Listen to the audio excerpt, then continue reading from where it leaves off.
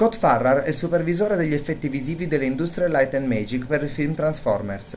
Laureatosi alla scuola di cinema della UCLA e subito dopo alla scuola di specializzazione, Farrar ha iniziato la sua carriera come direttore della fotografia per piccole compagnie. La sua esperienza nel campo lo rende la persona di riferimento per un'enorme varietà di effetti speciali. I think the hardest shot or sequence that we did in Transformers Revenge of the Fallen incorporated, if you remember, Devastator.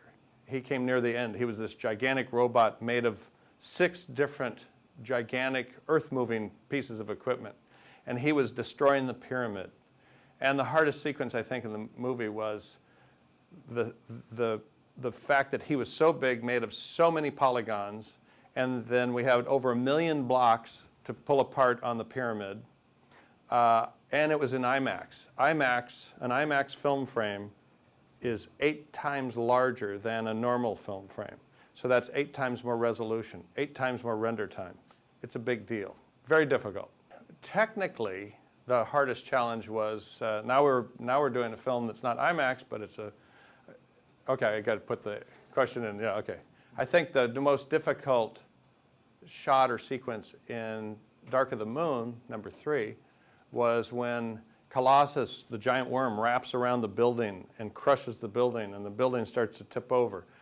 We had to render everything so it would reflect the environment we use Mental Ray, which is a computer graphics program so that everything reflects it correctly.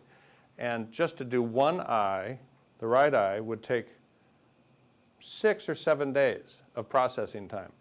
And if that worked, and it didn't work every time, then we have to do the other eye. That's 2 eyes.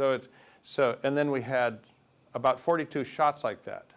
So it takes months to get all those shots done in time. So we're always like, the movie's coming out pretty soon, we better hurry. In 1975, a friend of mine that was working on another science fiction film, I was too, invited me over to see this new motion control system. They were actually working on Star Wars. I was so excited because I had never seen anything like it. And I was doing a science fiction film where you just control motors and it's all live and you couldn't record it. So you'd get it wrong most of the time.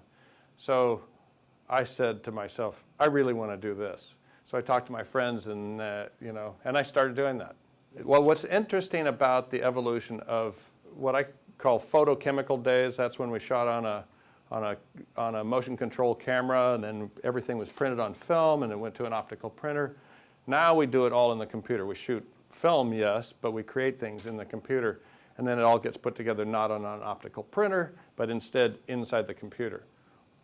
What's different? It's better and cleaner. You don't have matte lines anymore. But all the same systems that we use we use joysticks to control curves of motors and so forth. It's exactly the same thing. It's a spline curve, and it's exactly the same thing for animation or cameras that move, that are virtual cameras in the computer. It's all the same stuff. It's very interesting.